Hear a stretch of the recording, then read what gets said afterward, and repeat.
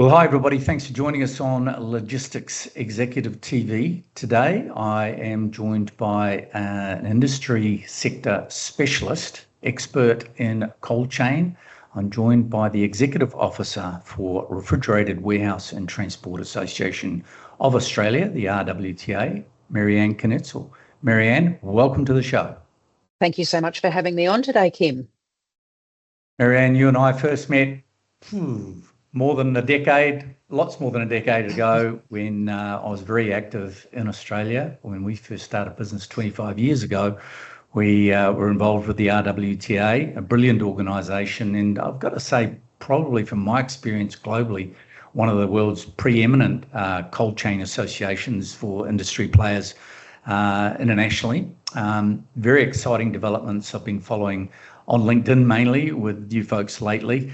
Why don't you give us a bit of an intro as to what the RWTA does, and then I want to talk about some of the events that have taken place and your movements, which I see are increasingly international.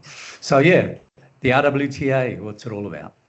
So Refrigerated Warehouse and Transport Association is the industry body for the cold chain. So we call ourselves the Australian Cold Chain.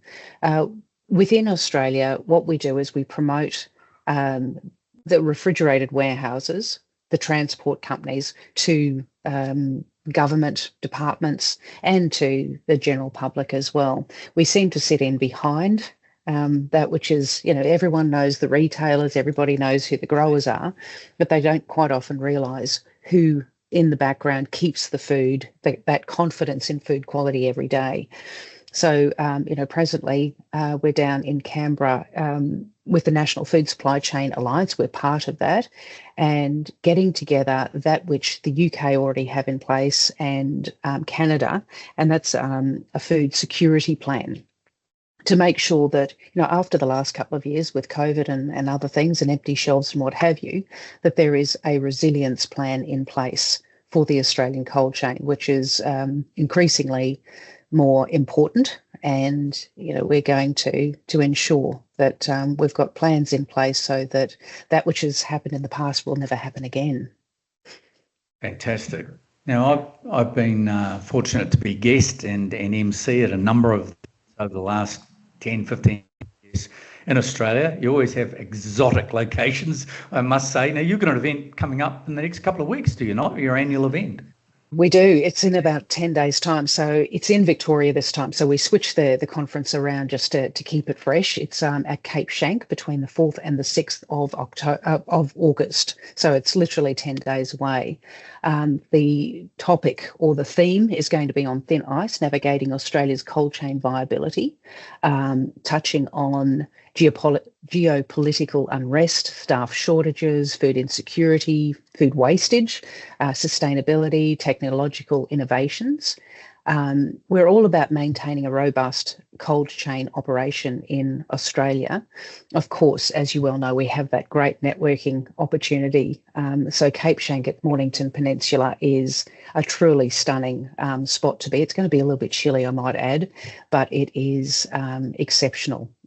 Beautiful golf course, but also it's a wild and woolly place. It's just beautiful. So we've got Cape Schanck, Montalto Winery, networking receptions, and lots of opportunities to get to know some new people, but also get together with people that you've known for a very long time, old friends. So speakers include, regarding freight, intermodal, automation, set point 3 degrees. So by raising the temperature 3 degrees is a great sustainable opportunity for our people. Compliance, workplace relations, blockchain, real estate development in Australia, diversity and inclusion. So, between speakers and panels and tech talks, the tech talks are the 15-minute really catchy associate member section. They will all make up part of that, but also the Frank Vale Award, which you're very familiar with, which is for our future leaders. It's very close to my heart, and it's always a very active. It's actually getting a lot bigger in Australia as well. People are catching on and going, we actually understand, and it's actually the 30th year that we're celebrating for Frank Vale this year, so it's very exciting. Yeah, the Frank Vale Awards, of course, is promoting young, up-and-coming executives in the industry, and I've been on the fortunate to be on the judgment panel for a number of those. It's brilliant. I love the title for this year, On Thin Ice, and in Melbourne, for those people who are familiar with it, it's particularly cold, about zero at this time of year. So I think the last event I went to was that I was emceeing was in Hamilton Island in tropical North Queensland or central Queensland. So brilliant. Hey, Marianne, you have your role has evolved enormously. You've been the executive officer, probably 10 years or more? It's actually 7. It's only 7. Okay. It seems like you've been around forever in that role, had a huge influence leading that organisation. But you now travel extensively on the international scene. You're invited to events in the US, Europe. Tell us a little bit about your travels and what your role is at these international events. So it's a really good point, because one of the things that I love to be able to do is to bring back what's going on overseas. It's good to get, a lot of the companies within Australia, you're so concentrated on what you're doing, it's hard to look up and out.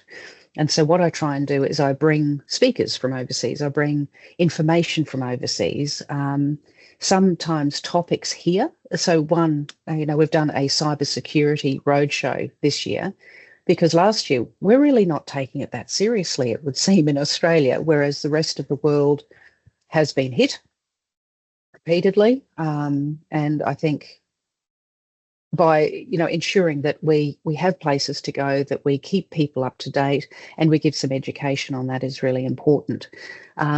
So I've been to Brussels, the Global Cold Chain Alliance's conference in Brussels this year, so that was really exciting.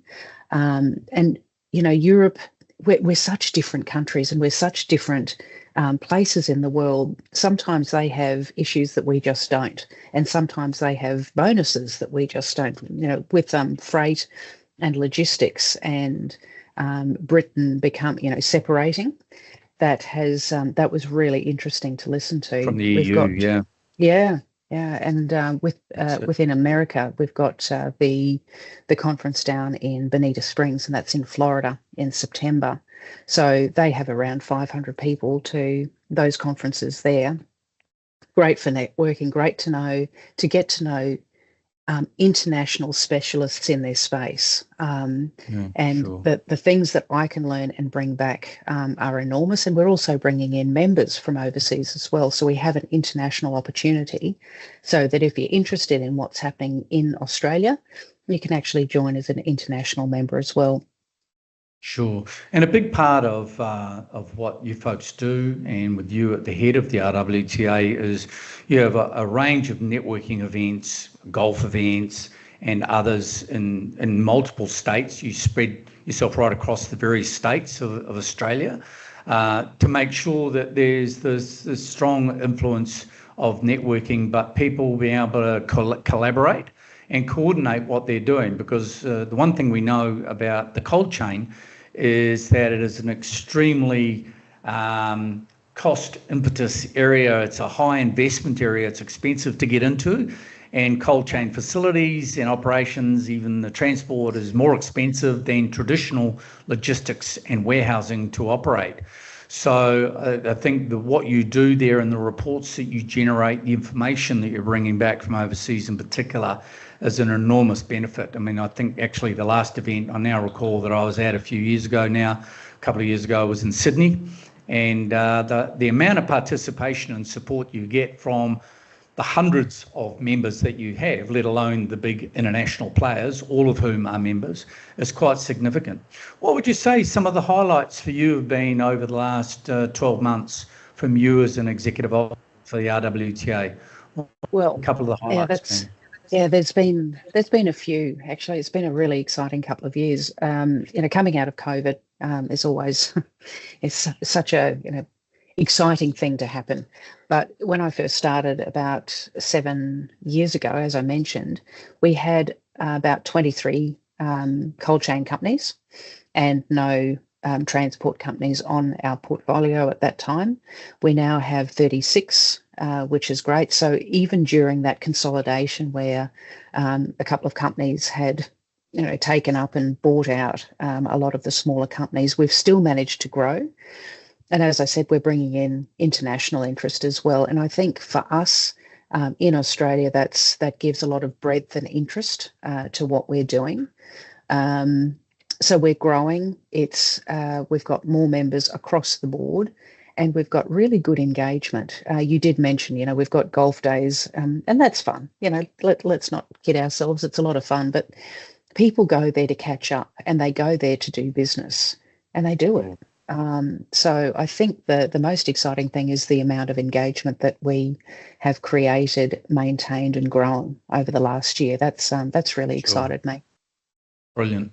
Yeah, and in terms of that collaboration and people getting to meet each other, I think no greater sort of outcome than what we've seen happen globally in the consolidation of the cold chain, starting in the US probably 20 years ago, and in the last few years, certainly in Europe and Asia, of the really big listed and non-listed privately held private equity players globally buying up a lot of companies, consolidating the industry very much on a global scale. We've seen a lot of that happen. We've seen a lot of it happen in Australia, and with various members, of course, without going into details, in the RWTA in Australia as well. Now, you've got a link, just before we wrap up, you've got a link to your cousins in New Zealand as well. Yes. What happens in New Zealand? You've got a relationship with them?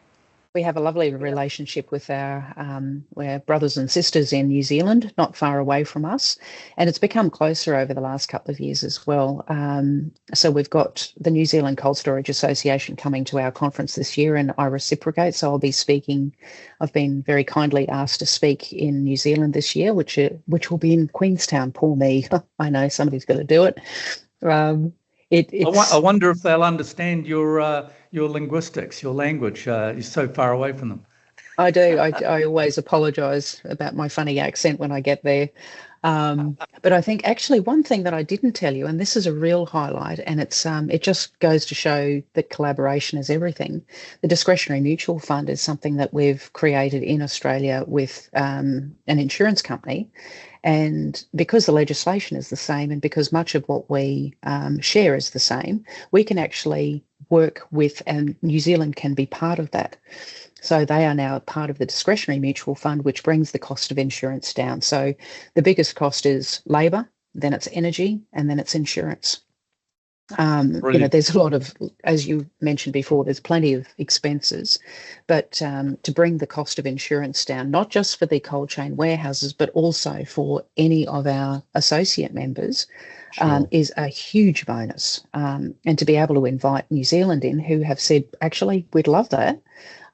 So we're collaborating really closely. It's wonderful. Brilliant. I'm sure the New Zealanders will enjoy hearing from you at their event. So, Marianne, really appreciate you taking the time out. I know you've got to go to another meeting, so good to see you. Thanks for updating us on what the RWTA is up to. Good luck with all of your international travels and your events that are coming up. I'm sure they'll be as fantastic as ever. They're always the highlight of the year for the events for the cold chain. Where can people best get hold of you? So, you individual members or company members, where's the best place for them to contact you? www.rwta.com.au. You can get onto me there, of course, or Marianne K at rwta.com.au. I'm on LinkedIn, so I'm easy to find there. There's the head. Just find the picture, and it's Kintzel is Kintzel. That's a nice, easy one. But look, I welcome calls from all over the world. We're becoming a very international national company, if that makes sense, and not for profit. And it makes it more colourful, better education, and a better feel all round. It's exciting. Brilliant. Marianne, fantastic. Thanks so much again. Marianne Knitzel, Executive Officer, RWTA in Australia. We'll talk again soon, and good luck with the year ahead. Thanks for the opportunity, as always, to speak with you, Kim. Thanks, Marianne.